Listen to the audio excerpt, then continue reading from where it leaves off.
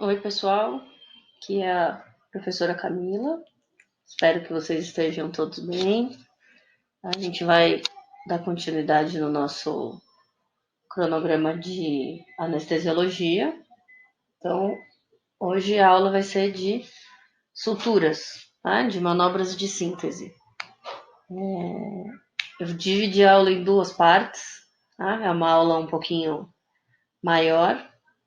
Então, para os links também que vão ser disponibilizados para vocês da videoaula não ficarem tão carregados, eu dividi a aula em duas partes, tá? Então, nessa primeira parte, a gente vai falar um pouquinho de cicatrização, um pouquinho dos fios de sutura. E na segunda parte da aula, no segundo link que eu vou disponibilizar, a gente vai falar de técnicas de sutura mesmo, tá? Da técnica cirúrgica da sutura. Então, a gente vai começar aqui nessa primeira parte da aula falando das manobras mesmo de síntese dos processos de reparo, tá? Das características dos fios de sutura. Então, primeiro, o que é síntese? Né? O que a gente espera numa manobra de síntese? A gente espera que consiga ser feita a aproximação das bordas da ferida cirúrgica. No caso das exodontias, né, principalmente as raízes residuais, os dentes erupcionados, a gente sabe que isso se torna aí praticamente impossível, né? A gente conseguir aproximar as bordas da ferida. Mas sempre que possível, o que a gente busca é aproximar as bordas da ferida cirúrgica.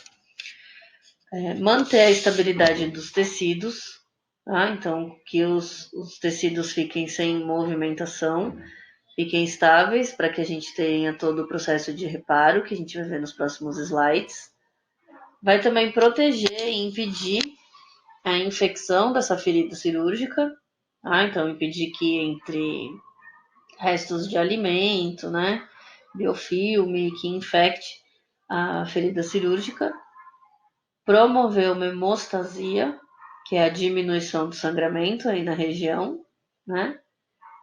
E como a gente viu, os retalhos eles devem ficar unidos, eles devem ficar coaptados, aproximar o máximo que for possível as bordas da ferida cirúrgica.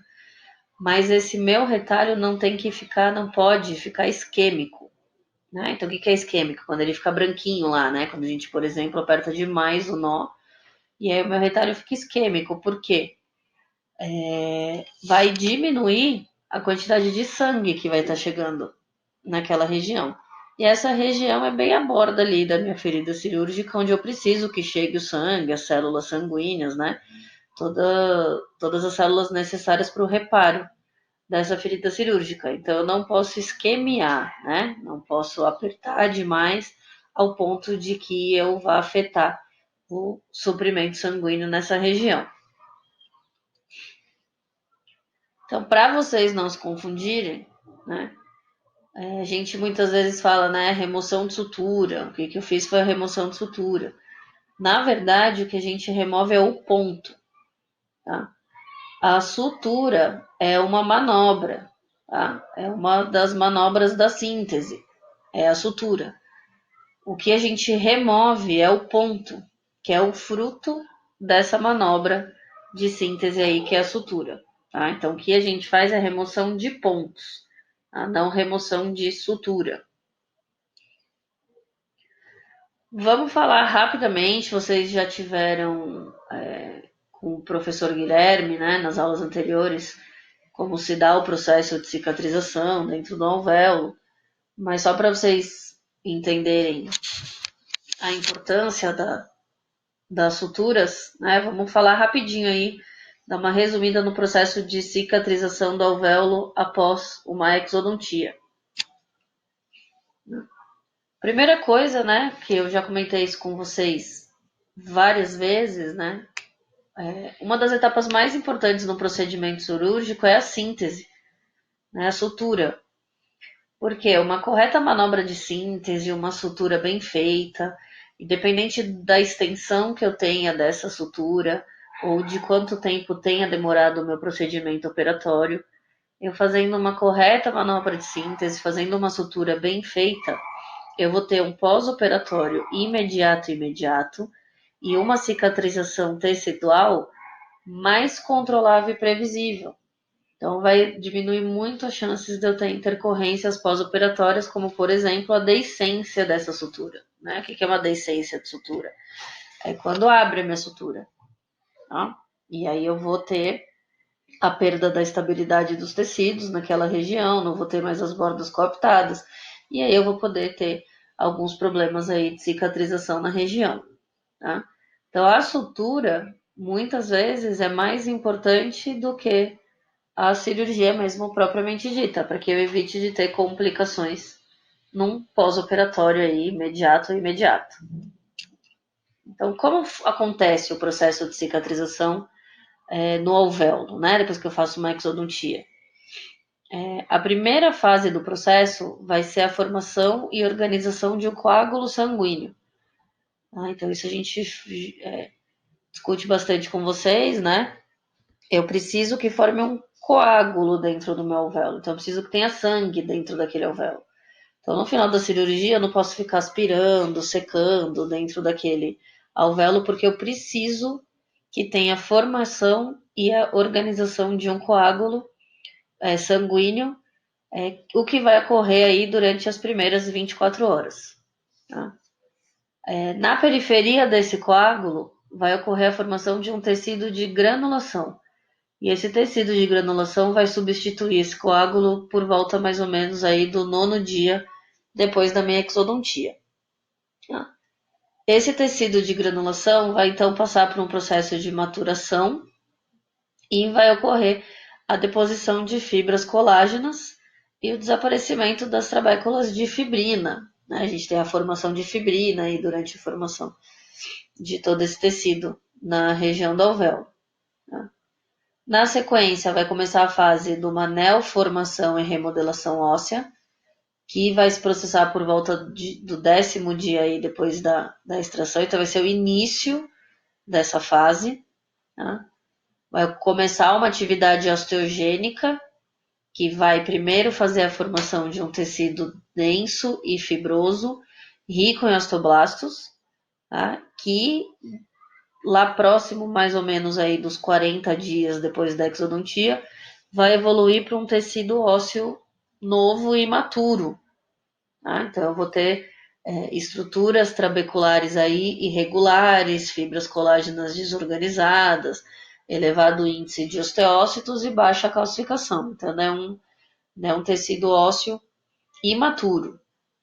E lá por volta de 60 dias depois da minha exodontia, aí eu vou ter a formação de um tecido ósseo maduro. Tá? Então, aquele tecido imaturo vai sofrer uma remodelação e vai ser substituído por um tecido ósseo maduro lamelar. Tá? Então, isso resumidamente, vocês já aprenderam aí com o professor Guilherme, tá? Mas resumidamente é o que acontece aí dentro de um alvéolo. Então, a gente vê que tudo começa lá com a coisa mais importante, que é a formação e a manutenção de um coágulo sanguíneo dentro do alvéolo, certo? Então, eu pus aqui uma tabelinha só para facilitar para vocês em termos de cronologia. Isso é importante saber, tá? Porque ajuda muito vocês a acompanharem o pós-operatório do paciente. Então, para a gente saber se o pós-operatório está se comportando de uma maneira normal, eu preciso saber o que acontece em cada etapa, em cada fase. Tá? Então, a formação do coágulo é no mesmo dia, como a gente viu, ela é imediata. Vou ter ali próximo de 4 dias depois da minha exodontia essa proliferação de tecido a nível gengival. Com 7 dias eu tenho a substituição do meu coágulo sanguíneo por um tecido de granulação que a gente viu. Com mais ou menos 20 dias eu vou ter a substituição do tecido de granulação por tecido conjuntivo. De 24 a 35 dias vou ter a fusão do epitélio até fazer o espessamento dessa fibra mucosa. Com 40 dias, eu vou ter praticamente 2/3 do alvéolo preenchido por um osso imaturo. E lá perto de 60, 64 dias eu vou ter o preenchimento total do alvéolo por um osso maduro. Tá? Então, para eu ter a formação óssea de um osso maduro dentro do meu alvéolo, isso eu vou ter que esperar 60 dias depois que eu fiz a exodontia. Tá? Então, isso é o que a gente tem que esperar aí durante um processo de reparo aí do meu alvéolo cirúrgico. Então, macroscopicamente, uma ferida bucal cicatriza entre 7 e 15 dias. Tá? Então, a mucosa, entre 7 e 15 dias, ela já consigo já ver uma cicatrização aí de uma maneira macroscópica na ferida cirúrgica. Tá? Se eu fizer a minha síntese de uma maneira correta, minha sutura bem feita, né? Vocês vão ver escolhendo o fio corretamente, tá? Eu consigo permitir que todo esse processo fisiológico de cicatrização ocorra sem nenhum problema. Tá? Então, para que eu tenha uma boa cicatrização pós-operatória, uma correta manobra de síntese é fundamental, tá? Para o sucesso aí da minha cirurgia. Existem alguns fatores aí que vão influenciar esse processo de reparo, tá? Tanto da mucosa quanto do alvéolo pós-extração, tá? E a gente divide esses fatores entre os fatores extrínsecos e os fatores intrínsecos. Os fatores extrínsecos são os fatores ligados ao indivíduo acometido, então são os fatores ligados ao paciente. Tá? E os fatores intrínsecos são os fatores ligados diretamente à ferida cirúrgica. Tá? Então, ao retalho que eu fiz, ao alvéolo onde eu fiz a exodontia. Tá? Então, esses são os fatores intrínsecos. A gente vai ver aí cada um deles. Entre os fatores extrínsecos, o primeiro é a idade. Tá? O que quer dizer? Né? Quanto mais idoso o indivíduo, mais lento é o processo de reparo. Tá? Então, pacientes mais idosos vão ter aquelas fases do processo de reparo de uma maneira mais lenta. Tá? Outro fator que influencia é o estado nutricional do paciente.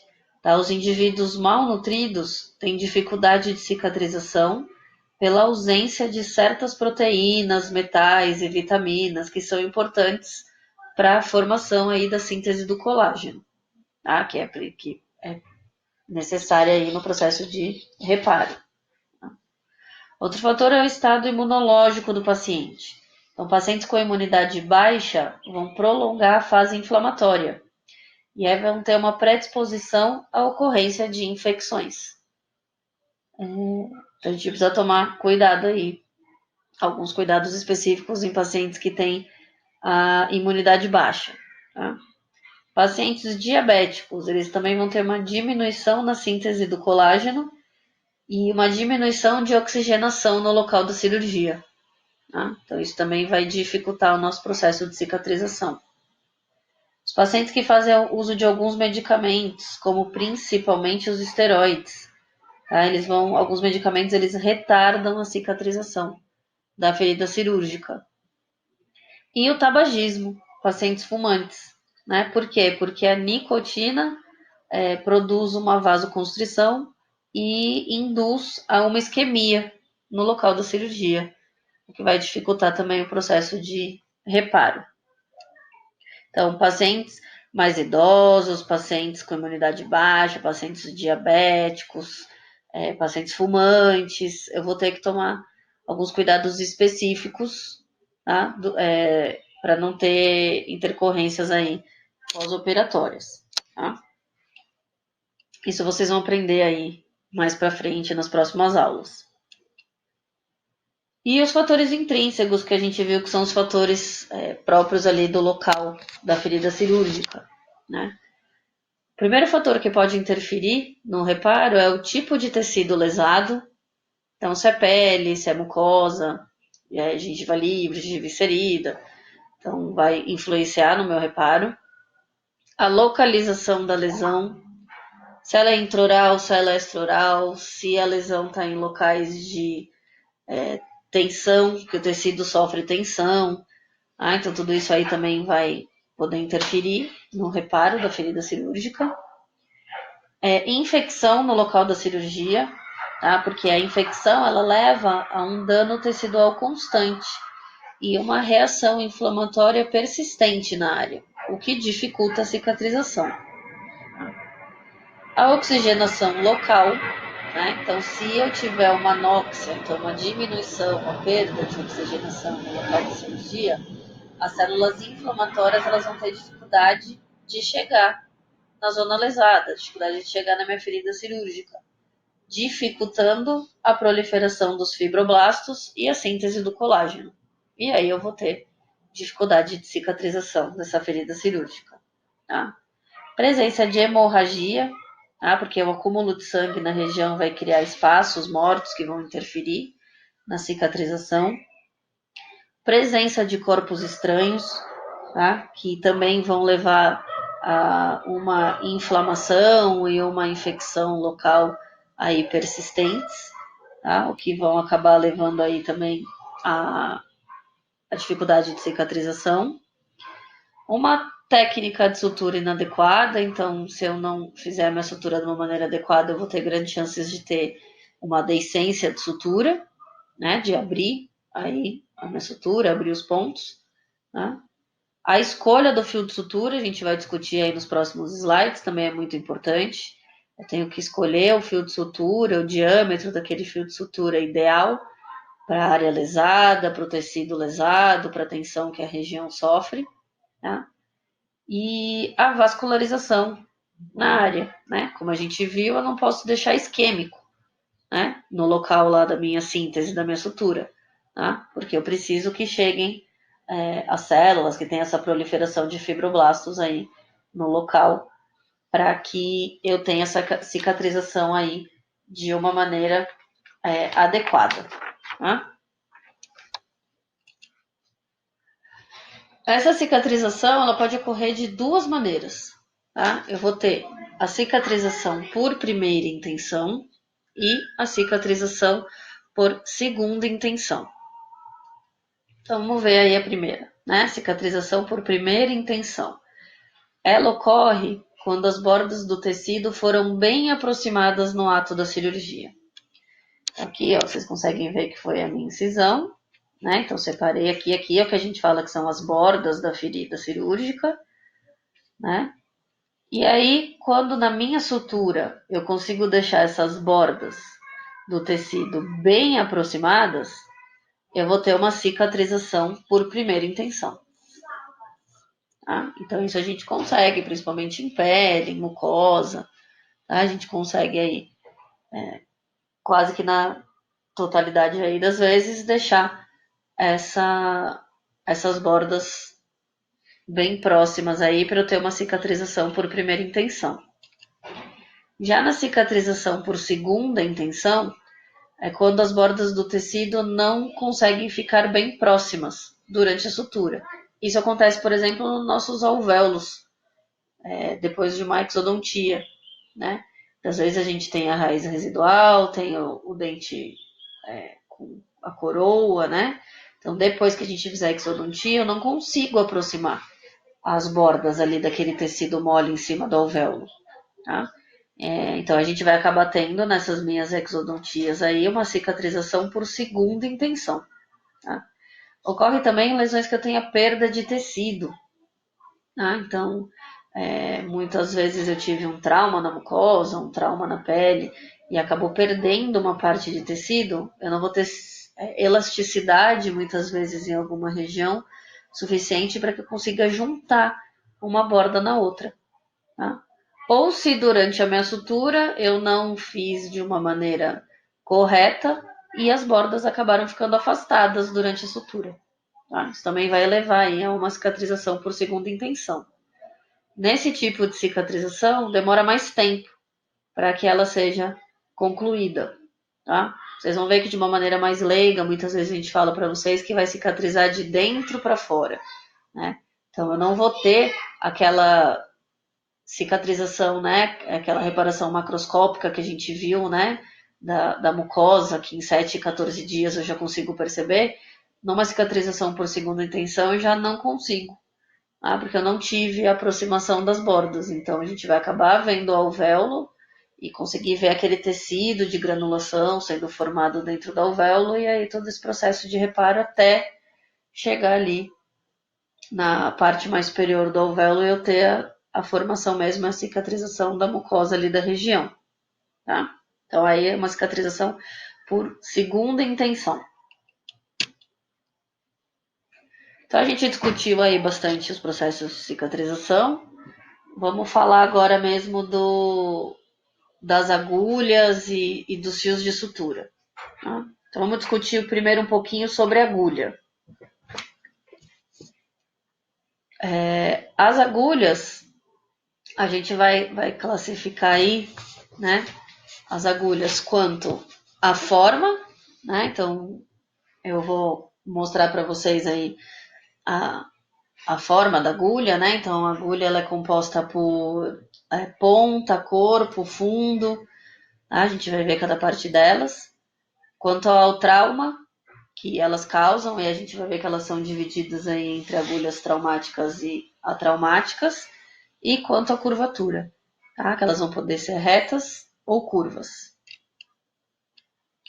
Então vamos ver primeiro aí quanto à forma.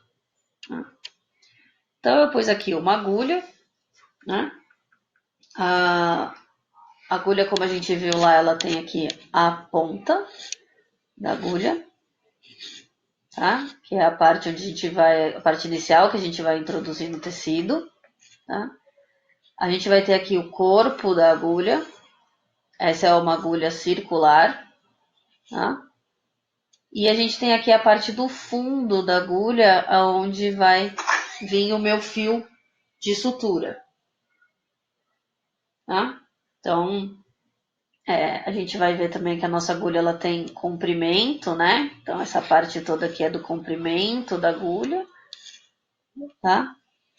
E a gente tem aqui na parte interna o raio da agulha, tá? Agora, o que importa aí pra gente é que eu tenho a ponta, que é a parte onde vai ser introduzido inicialmente no tecido, o corpo da agulha e o fundo da agulha, onde vai vir mesmo o fio. Então tá aqui outra foto, tá? Aqui a ponta da agulha. Aqui eu vou ter o corpo da agulha e o fundo da agulha, tá? Onde vai vir aqui o meu fio de sutura. Então, a ponta da agulha é a parte ativa, como a gente viu lá, que vai penetrar nos tecidos, tá? Então, a gente tem aí alguns tipos de ponta, tá? A gente tem a ponta cilíndrica, a ponta romba, que a gente não usa aí na odontologia, tá? Porque ela causa muito trauma, tá? A ponta cortante, né? E a ponta espatular também, que não faz parte aí dos fios de sutura que a gente acaba encontrando, tá? Então, as que a gente mais usa aí são as de ponta cilíndrica e as de ponta cortante, mas as de ponta cortante são as mais interessantes pra gente, tá? Vou ter o corpo da minha agulha, como a gente viu. O corpo ele pode ser triangular, cilíndrico ou quadrado. Então, eu vou ter agulhas triangulares, agulhas cilíndricas e agulhas quadradas. As que a gente usa aí na odontologia são as agulhas triangulares e as agulhas cilíndricas. Então, o que é uma agulha triangular? É quando a parte do corpo da agulha, então a gente viu, né? Aqui é a ponta da agulha.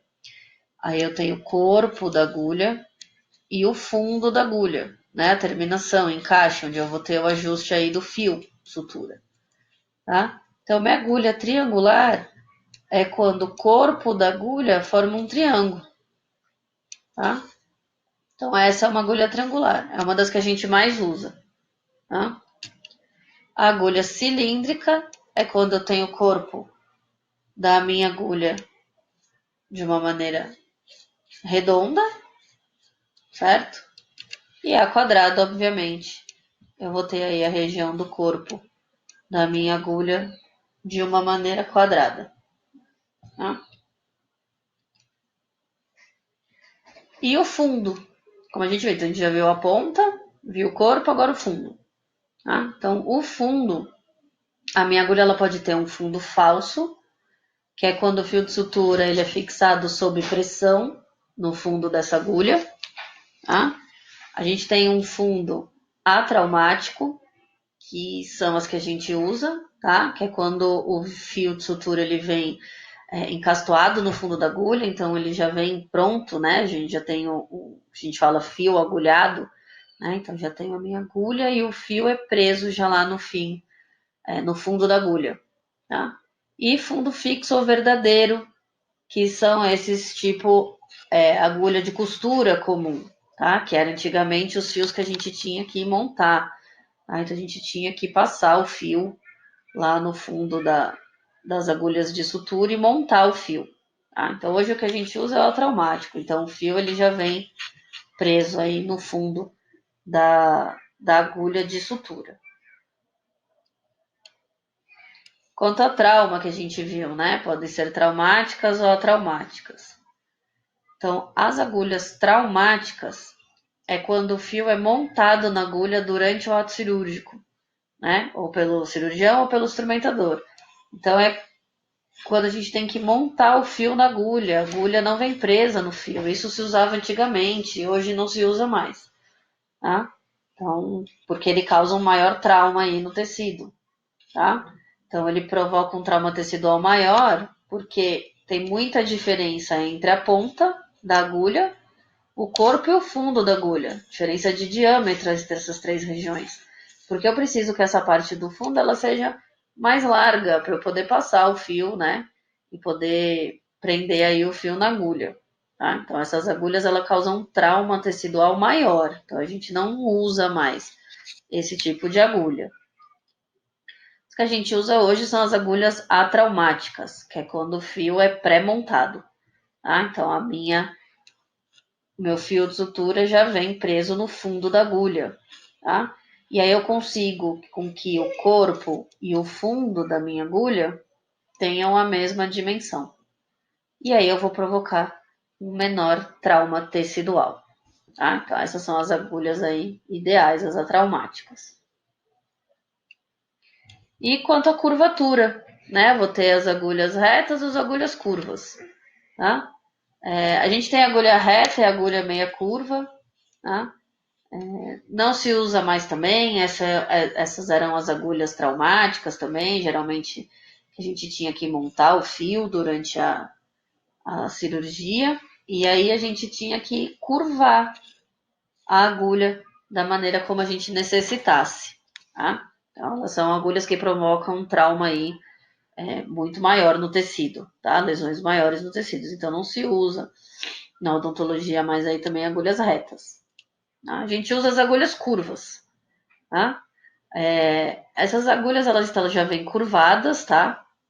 Vou mostrar para vocês aqui nos próximos slides. E elas podem ser de 1/4 de círculo, 3/8 de círculo, semicírculo e 5/8 de círculo. As que a gente mais usa aí na odontologia são as de semicírculo, tá? Ou meio círculo. Então aqui é uma agulha de 1/4 de círculo, certo? A agulha de 3/8 de círculo. Então é a curvatura desde o fundo até a ponta da agulha.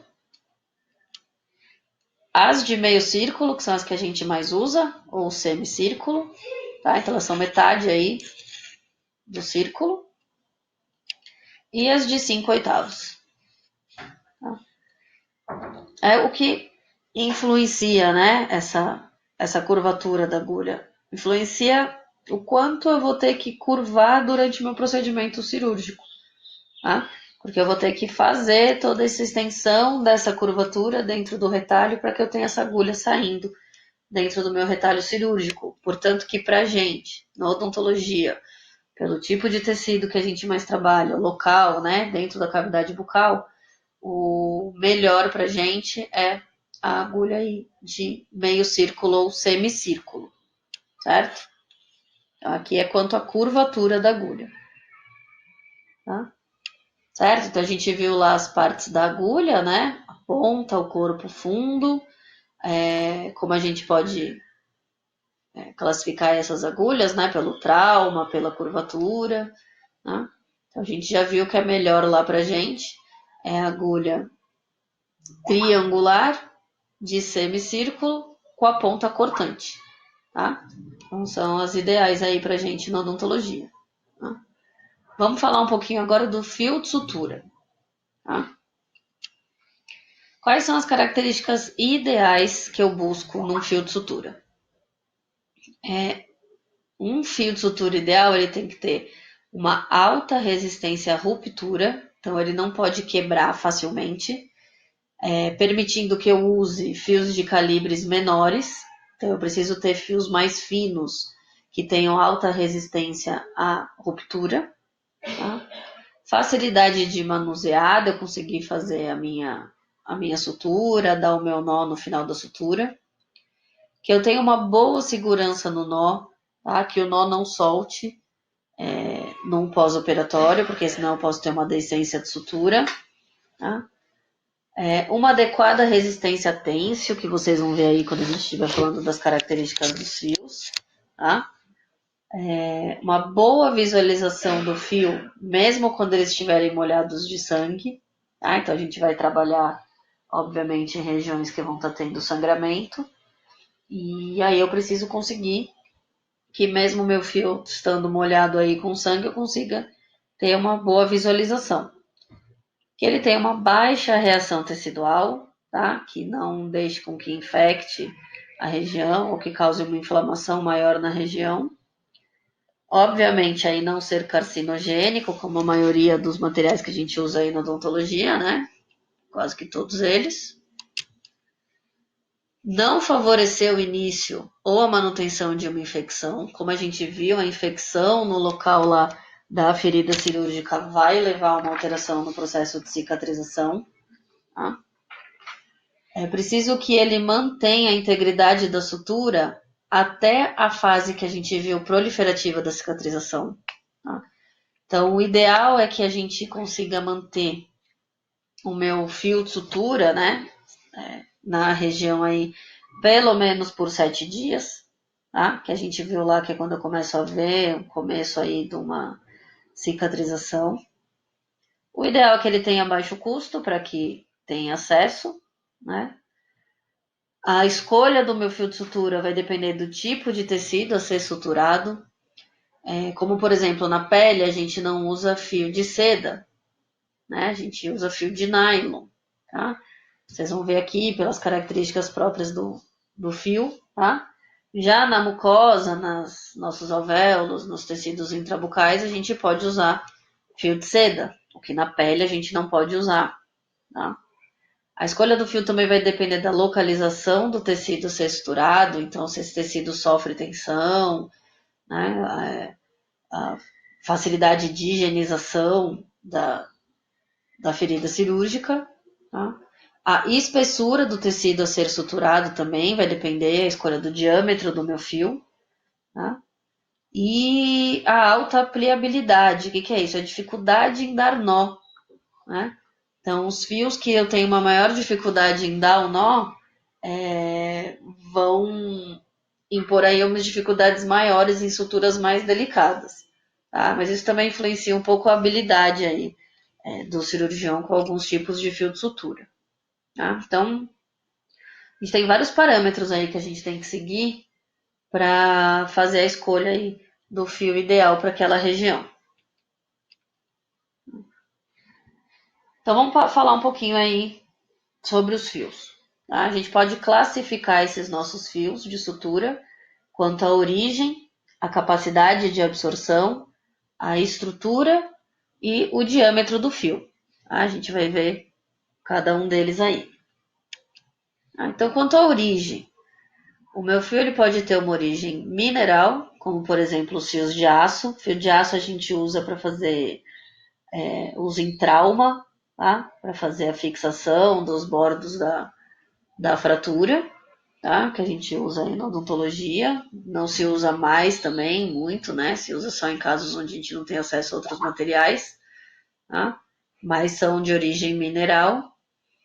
Podem ser de origem vegetal, como os fios de algodão. Fio de algodão a gente usa para fazer ligadura de vaso, tá?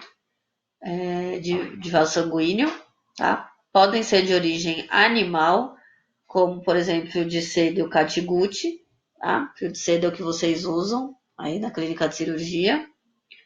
Podem ser de origem sintética, como os fios de nylon e os fios de poliglactina 910, que é o Vicryl, e o ácido poliglicólico. Tá? São fios também aí, como por exemplo de nylon, que a gente pode usar tanto intraoral como extraoral. Tá? Então, eles são de origem sintética. E os fios mistos, tá? Que é o de poliéster polipropileno. E a gente também tem fio de algodão encapado com poliéster. Então, ele tem aí, é feito de materiais com mais de uma origem, por isso que são chamados de fios mistos. Tá? Vamos classificar também os fios pela capacidade de absorção. Vão ser classificados entre absorvíveis e inabsorvíveis. Então, os fios absorvíveis é quando o fio é absorvido com o passar do tempo. Tá? Então, ele vai sofrer um processo de fagocitose ou hidrólise. Então, a gente não precisa remover o ponto. Tá? Esse fio ele vai ser reabsorvido durante o tempo.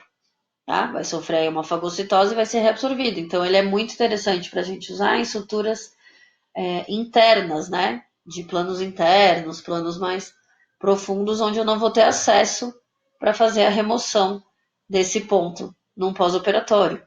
Tá? E a gente tem os fios inabsorvíveis, que é quando os fios o fio ele não vai se modificar, tá? Ou vai se modificar muito pouco com o tempo. Então, ele vai se manter estável até a remoção do ponto. Tá? Então a gente usa em suturas externas, tá? Então, numa cirurgia, mesmo intrabucal, onde eu vou dividir o meu tecido por planos, então primeiro eu vou incisar a mucosa, depois vou soltar a musculatura, vou chegar nos planos mais internos. Os planos mais internos eu suturo com os fios absorvíveis e o plano superficial ali da mucosa eu suturo com o fio inabsorvível. Então vocês veem que a escolha da agulha e do fio de sutura vai muito mais além só do que a gente encontra na dental, né? A gente precisa saber escolher qual que é a agulha ideal, qual que é o fio ideal, o que eu vou precisar para aquela cirurgia, para aquela região. Então aí os fios absorvíveis, né? Quais são os exemplos que a gente vai ter? O catiguti, tá? Ele é um fio biológico feito aí, por curiosidade para vocês, do intestino delgado de ovelhas, tá? Ou de bovinos. E eu posso ter esse fio catiguti simples ou cromado, tá? O catiguti simples, ele vai ter uma absorção mais rápida, então ele reabsorve aí com 5 a 10 dias de pós-operatório. E o catiguti cromado tem uma reabsorção mais lenta, tá? Então demora 20 dias aí para ele sofrer lá o processo de reabsorção no pós-operatório, tá? E a gente tem o ácido polilático, que é o Vicryl, tá? Que ele é um fio de origem sintética, tá? E ele tem uma absorção aí total em 60 dias após a cirurgia. Tá? Então ele é indicado para pontos, como eu comentei com vocês aí, intradérmicos em cirurgias maiores. Tá? Cirurgias como, por exemplo, cirurgia ortognática, algumas regiões ficam de difícil acesso no pós-operatório para a gente remover o ponto. Então, muitas vezes a gente opta também por fazer a sutura com os fios absorvíveis, tá? Para que a gente não tenha que remover o ponto aí no pós-operatório. E os não absorvíveis, tá? Como, por exemplo, a gente tem a seda, tá? Que é um filamento proteico obtido aí do bicho da seda, tá? A vantagem do fio de seda é que ele não é irritante, é mais barato, é fácil de manusear e mais fácil de dar um nó. O nó fica mais firme. Então, por isso que é o que a gente coloca lá para vocês usarem na clínica da faculdade. Tá? Mas ele tem uma desvantagem muito grande, que é acumular placa. Tá? Então, acumula placa bacteriana em cima do fio de sutura. Tá? Então, eu vou depender muito da colaboração, da higienização do paciente no pós-operatório para que eu não tenha a manutenção de um processo infeccioso em cima da minha ferida cirúrgica. Tá? A gente tem como exemplo também o fio de nylon, tá? Que não é absorvível, mas é biodegradável. A vantagem dele é que ele tem uma maior resistência, ele é flexível, também não é irritante, tem uma menor reação tecidual que o fio de seda, tá? Não acumula placa, vocês vão ver nos slides posteriores aí, ele é com monofilamento, então não acumula placa no fio, tá? Só que a desvantagem dele é que ele é difícil de manusear, tá? Ele não produz um nó firme, tá? Então a gente dá um nó, o nó tende a soltar. A gente aperta o nó tende a soltar. Então é mais difícil você conseguir dar um nó mais firme aí com fio de nylon. Mas ele é o ideal para suturas aí intrabucais pela grande vantagem dele, desculpa, em não acumular placa bacteriana. Tá? Temos também os fios de poliéster, também são sintéticos, vocês vão ver mais para frente aí, são multifilamentados, são resistentes e com uma durabilidade grande, tá? Só que também eu preciso dar pelo menos 5 nós para que eu tenha aí uma estabilidade segura do nó, tá? E o fio de algodão, que ele é multifilamentar, é maleável, propicia um nó forte, então é o que a gente opta para fazer ligadura de vaso. O que é uma ligadura de vaso? Se durante a cirurgia eu cortar um vaso, eu romper um vaso, eu vou ter que ligar as extremidades desse vaso, né? Vou ter que amarrar lá a extremidade do vaso para ele parar de sangrar.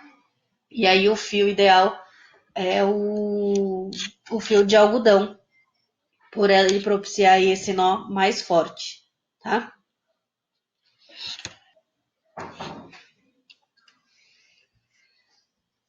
Vamos ver agora a classificação quanto à estrutura do fio de sutura.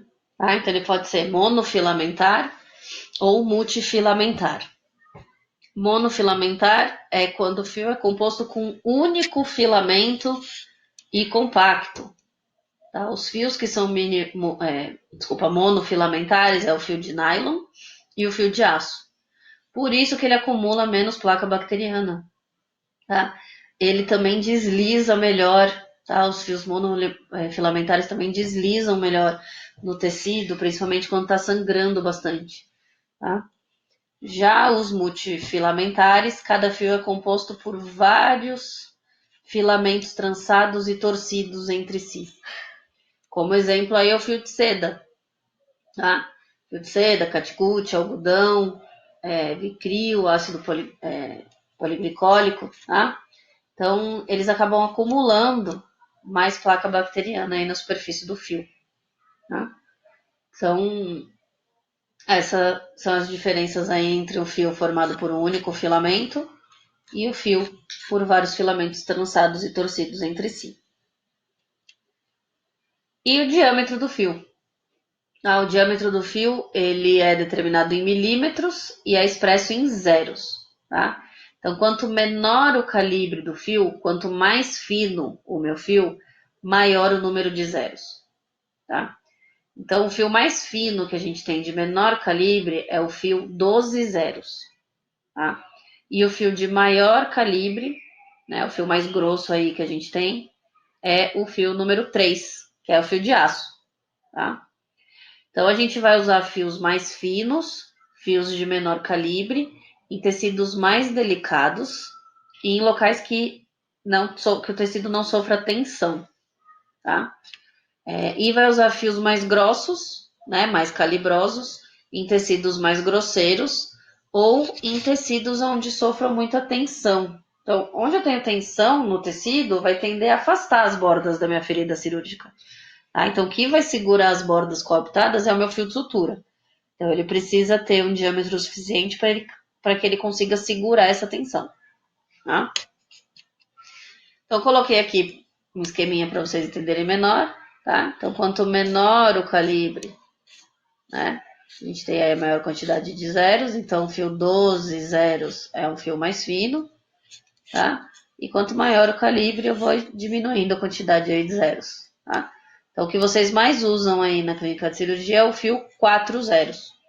Tá? Mas, por exemplo, numa pele, né, que eu quero diminuir ao máximo a possibilidade de eu promover uma cicatriz no rosto do paciente, eu vou usar fios mais finos, né? Então, na pele, a gente muitas vezes usa fios 6 zeros, tá? E aí vamos falar um pouco das características que eu encontro aí num fio de sutura. Então, a primeira delas é a força têncil, que a gente falou lá quando eu falei das características ideais dos fios, tá? Então, a força têncil ela é obtida dividindo a força necessária para romper o fio pelo seu diâmetro, tá?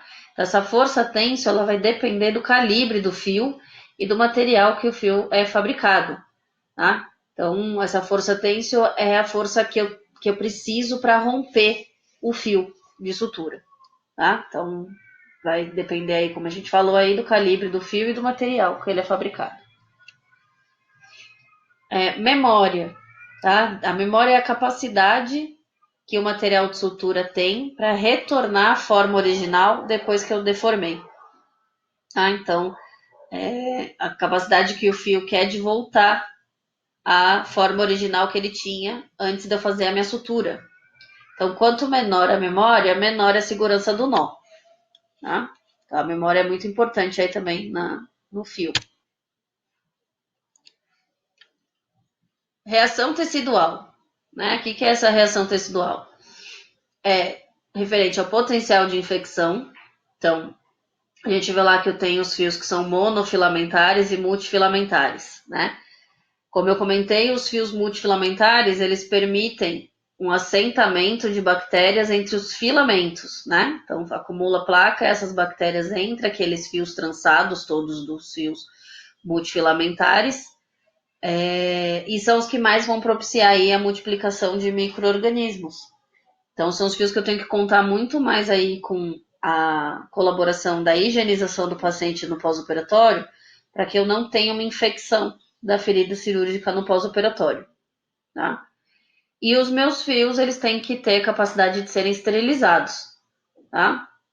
E como a gente fala sempre aí para vocês, tá? É proibido reutilizar fios cirúrgicos, tá? Então eu não posso abrir o fio de sutura, começar uma sutura, sobrou um pedaço do meu fio, eu querer esterilizar ele de novo, colocar ele na autoclave para usar ele uma segunda vez, tá? Então é proibida a reutilização de fios cirúrgicos, porque, principalmente nesses fios multifilamentares, eu não vou conseguir eliminar todos esses micro-organismos aí dentro desses filamentos e vou correr grandes riscos aí de transmitir doenças pela reutilização desse fio de sutura. A absorção de fluidos. A absorção de fluidos é determinada pela capacidade que o fio tem em absorver os fluidos quando ele está imerso nesse fluido. No nosso caso, por exemplo, o sangue, né? Então, os multifilamentados como a seda e o algodão têm maior capacidade de absorver esses fluidos, tá? E os monofilamentares, como por exemplo os de nylon, têm pouca capacidade de absorver esses fluidos. Então, no nosso caso, numa cirurgia lá intrabucal, o ideal para mim seria que ele não absorvesse muito esses fluidos, né? O fio de seda que a gente utiliza na clínica da faculdade, ele absorve muito sangue. E aí ele começa a sofrer uma maior resistência para correr dentro do tecido, tá? Já o fio de nylon, como ele não absorve os fluidos, ele continua deslizando de uma maneira mais fácil aí pelo tecido, tá? Elasticidade é a capacidade que o fio tem de retornar à sua forma e o tamanho original depois que eu tracionar, tá? Então a gente vai tracionar o fio e a elasticidade é a capacidade que ele tem de formar, de voltar à forma e o tamanho original. A plasticidade é a capacidade que o fio tem de se manter sob a nova forma depois que eu tracionei. Então, por exemplo, eu dei o nó, né? Apertei lá o meu nó, tracionei, e aí o fio tem que ter a capacidade de se manter sobre essa nova forma depois que eu tracionei, tá? Depois que eu dei o meu nó.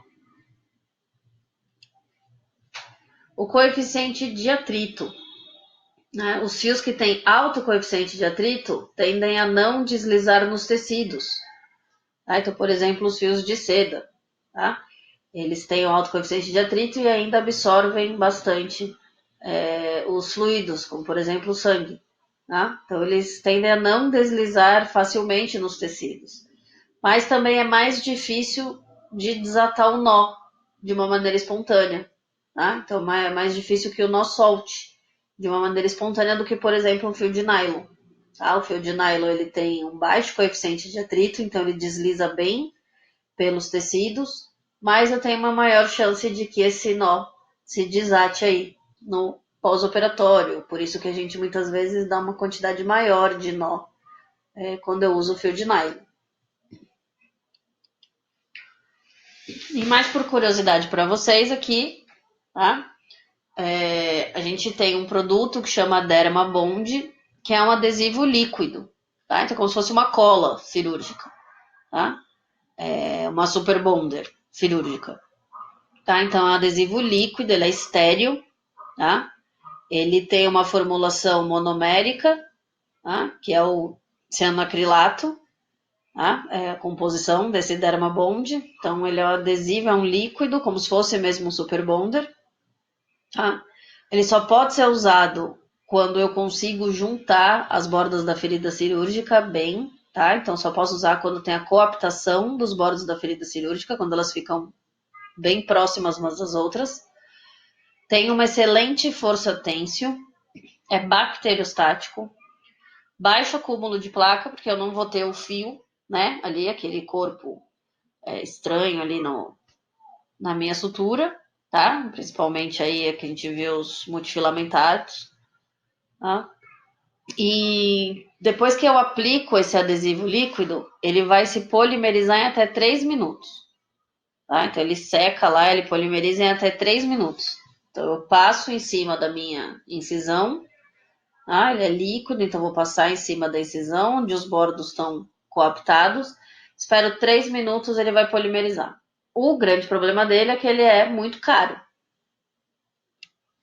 E para vocês, só por curiosidade, então ele vem dessa maneira, tá? A gente pode ter aí a embalagem, tá? Com vários blisters, eles são estéreis, um a um. E aí ele é esse adesivo líquido, então a gente aperta esse blister, passa por cima ali da ferida cirúrgica, dos bordos ali da ferida cirúrgica, e espero mais ou menos 3 minutos ali, ele vai secar, tá? Então ele substitui o fio de sutura. Eu não preciso fazer a sutura. Ele é melhor, né? Ele não acumula bactéria, menos chance de eu ter cicatriz, tá? Mas ele tem um custo muito alto. Então, qual fio eu devo escolher? Né? Não existe um único fio que eu possa usar para todos os tipos de sutura, tá? A escolha do fio de sutura tem que respeitar alguns aspectos que a gente viu aí até agora, tá? Como, por exemplo, a habilidade do cirurgião, a colaboração do paciente quanto à higienização da região, a natureza do procedimento, o tempo que eu vou ter que esperar para remover esses pontos. Tá? Então, por exemplo, o fio de nylon eu posso deixar ele até 21 dias, aí sem nenhum problema, até 30 dias, até eu remover os pontos. Já um fio de seda, pelo fato dele ser multifilamentado e eu ter maior acúmulo de bactéria entre os filamentos, o ideal é que eu remova ele aí com até 7 dias. Tá? Então, isso também interfere aí na escolha do meu fio. Tá? A gente vê lá também, nas suturas internas são os fios absorvíveis, nas suturas externas os fios inabsorvíveis. Então, tudo isso que a gente viu aqui até agora, de agulha, de fio, de processo de cicatrização, é o que vai me ajudar aí a escolher qual que é o melhor, qual que é o fio de sutura adequado para aquele procedimento cirúrgico que eu vou realizar, certo? Então, eu vou dar uma pausa aqui na aula, tá? Nessa primeira parte da aula. E aí, na segunda parte da aula, agora a gente vai discutir aí técnica cirúrgica.